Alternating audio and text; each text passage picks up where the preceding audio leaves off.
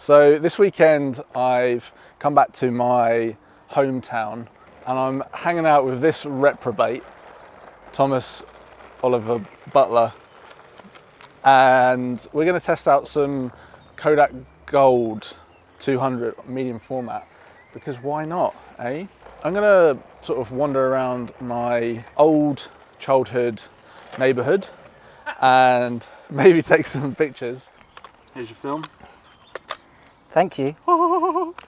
The good stuff. Say it again. This is the good stuff. The gold stuff, I guess. How do you like to open your boxes? Just like that? However you like. Gold. Today we're just going to do some like street shots, some landscapes. So I don't think this is necessarily going to be a film that replaces portrait for me when I'm shooting portraits, but I think it could be interesting to have as a film that I would use when I'm shooting other stuff other than those sorts of things. So what have we got here, Tom? What camera is it? Tell us about it. This is a Bronica, Bronica GS1.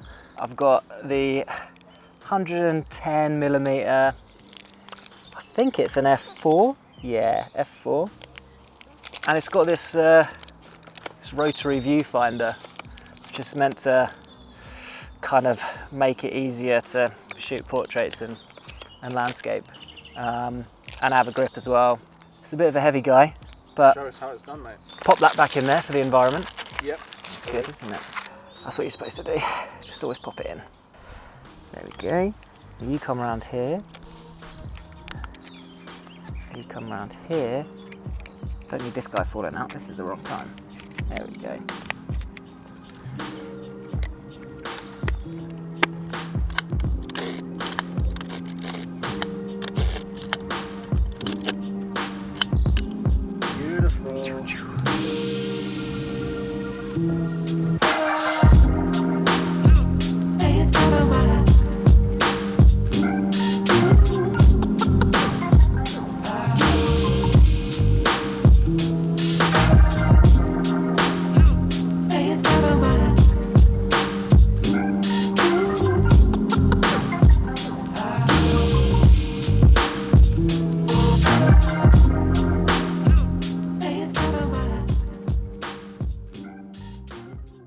I'm going to set a world record for the Mamiya 7.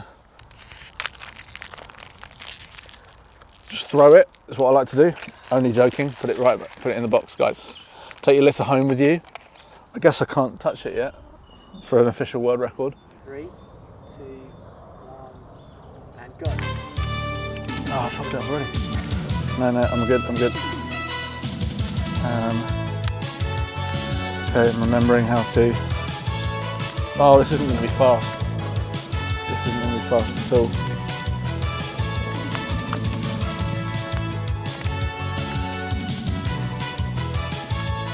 It's not going to be fast at all. I really. Shit.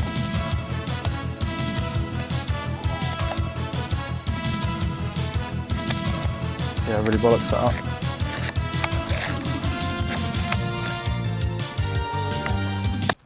And that was fast, wasn't it?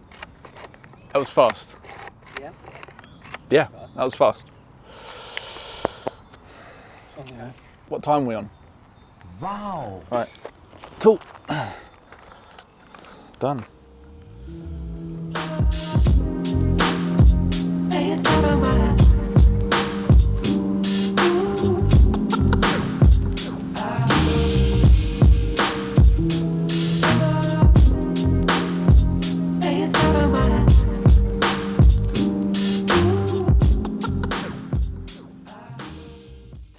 Typically, the UK is a very dull place in terms of lighting. There's often quite a lot of cloud.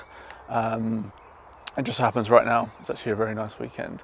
For me, one of the main things I dislike about photographing street scenes in the UK is the unpredictable light that you get. But I feel like pushing this film could actually be a really nice option when the light is low, but also to add a bit of saturation and a bit of contrast to my negatives, which is why I wanted to try it for myself.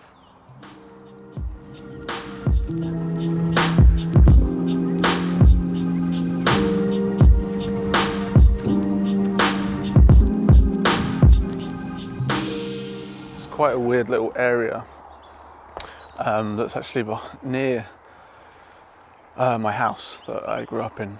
Me and my friends used to come here quite a lot. Unfortunately, what I wanted to take a photo of was a tree down the end, which years and years ago was struck by lightning and split in two. And we used to make forts. So I thought I'd come and take a photo of that. Unfortunately, a lot of the greenery is sort of, I don't know, not as dense and as vibrant as it used to be. And half the tree's been taken away anyway. So I'm not going to bother taking a picture of that. It's not too interesting, but I have found a few bits and pieces that I want to capture.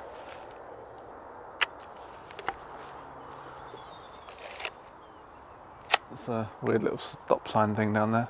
I've kind of lost the light in this area as well. It's really shaded, so I'm probably going to head back out onto the estate and see if there's anything around there for me to take a picture of before I lose all the light completely.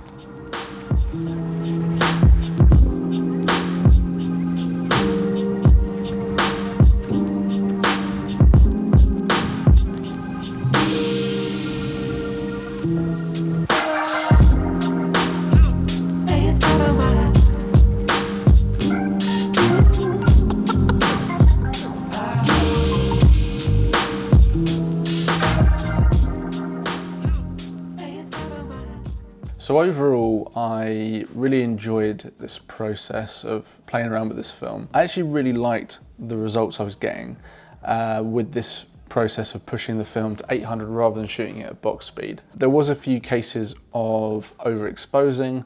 I think that was more down to the internal light meter in the Mamiya. I was actually metering too much for the shadows in a few shots rather than more of a general meter, which I think I would have preferred to have done.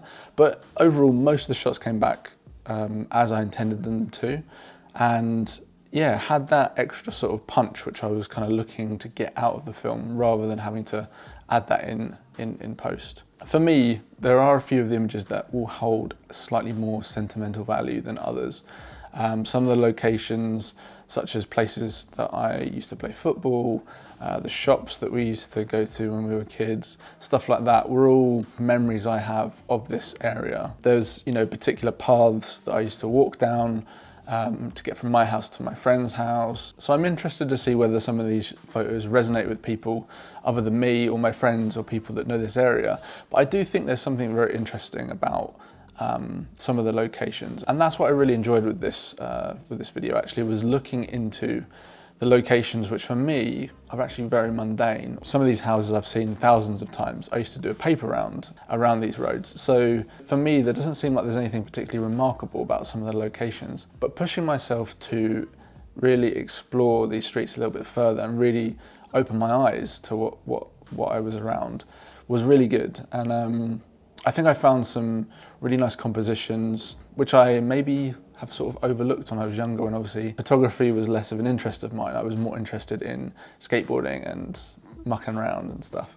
I was a little bit worried about the low light when I was in the forest, but actually that was really nice. There's also this spot in the field which really caught my attention, not only because of the tree and the sort of shapes of the branches that it was giving me, but also the little path, the little trail that's kind of around the trees. Having been in this spot, you know that there's actually no reason to walk around those trees apart from just to go for a nice walk.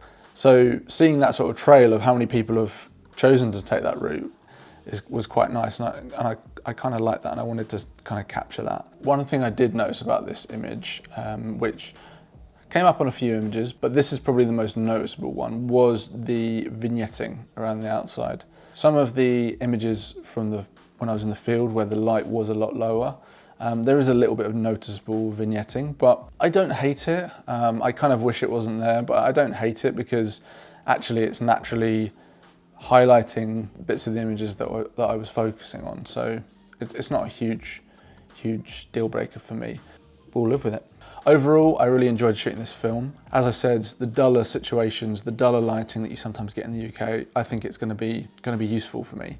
I'm not sure yet whether it's going to be something I use for portraits. Maybe I'll try that in a future video. But for me, this is definitely a nice alternative, really good price point compared to Portra. So if you haven't tried it, give it a go, it's definitely worth it. And yeah, hopefully you found this video mildly useful if you were wondering whether or not you should give Kodak Gold 200 a try for yourself. So that's it for this video. If you enjoyed it, please give us a like, give us a subscribe, turn on those bell notifications. If you want to support the channel further, then head into the description. There is a link to our Patreon account, along with the Instagrams and everywhere you can find us on the internet.